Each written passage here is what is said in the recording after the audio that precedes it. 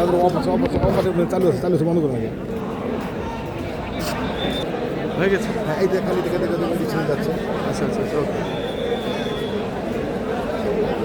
শুধু দর্শক, আমরা এখন জাতীয় কবি কাজী নজরুল ইসলামের কবরস্থানে এবং ওনার সমাধি, এখানে তারেক রহমান ঢুকেছেন এবং দোয়া মোনাজাত শুরু করেছেন আমরা, এবং সেখানে আমরা দেখতে পাচ্ছি শহীদ শরীফ হাদির কবর জিয়ারত করছেন। উনি কবর জিয়ারত শুরু করেছেন, কিন্তু চারিপাশে লাখ লাখ মানুষের ঢল, এবং যে কারণেই আমরা যতটুকু পারি সাধ্যমতো দেখানোর চেষ্টা করছি।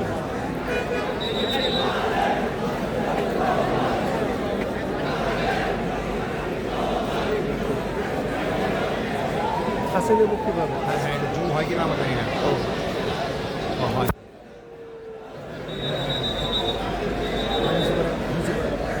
মাথাটা খারাপ। হ্যাঁ হ্যাঁ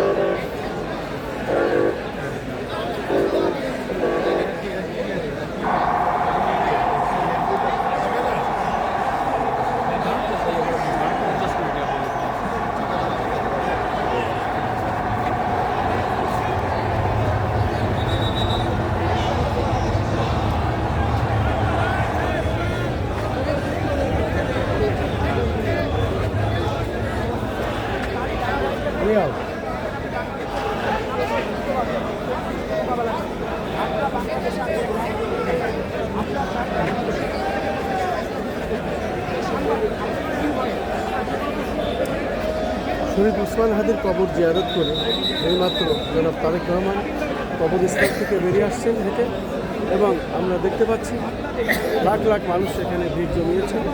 আমরা যতটুকু পারি সাধ্যমতো আমরা দেখানোর চেষ্টা করছি।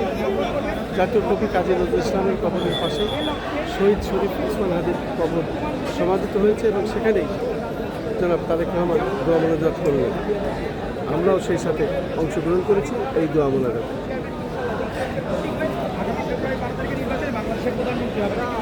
ধন্যবাদ আপনাকে।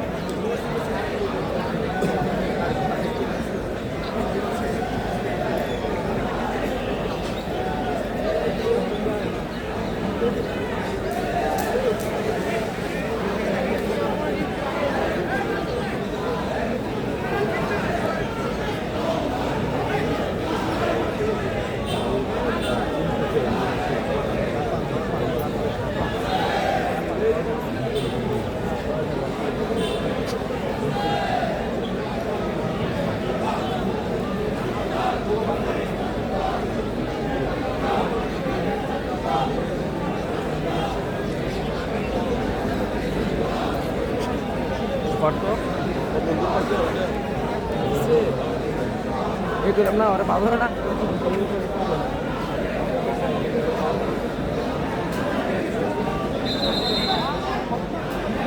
দর্শক, আমরা দেখতে পাচ্ছি লাখ লাখ মানুষ এখানে দাঁড়িয়েছে আসলে তারেক রহমানকে এক নজর দেখবার জন্য, কিন্তু আসলে এত মানুষ তো ভিতরে ঢোকা সম্ভব নয়, যে কারণে উনি ওনার গাড়ি ভিতরে রেখে এবং উনি ভিতরে যে দোয়া মোনাজাত করেছেন, এবং সেই দোয়াতে আমরা অংশগ্রহণ করেছি।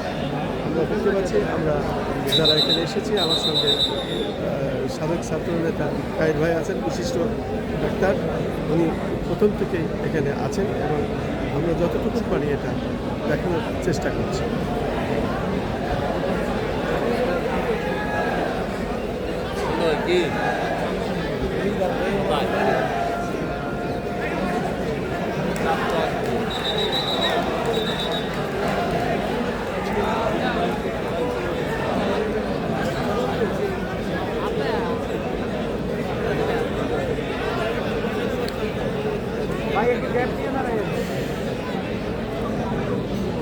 আমরা তারেক রহমানের গাড়িটি দেখার চেষ্টা করছি, এবং এই গাড়িতেই এখন ওসমান হাদির কবর জিয়ারত করে উনি গাড়িতে উঠবেন। আমরা এখন কাজী নজরুল ইসলামের কবরস্থান এবং জাতীয় কবি, বিদ্রোহী কবি, সাম্যের কবি, ভালোবাসার কবি, এই কবির পাশে এই কবরস্থানের সামনে আমরা আছি এবং এখানেই কবর জিয়ারত শেষ হয়েছে। এই গাড়িটি যে গাড়িতে তারেক রহমান যাবেন আমরা তার সামনে আছি, দেখানোর চেষ্টা করছি। উনি এখনই ফিরে আসছেন জাতীয় কবি কাজী নজরুল ইসলামের সমাধিস্থলে আমরা।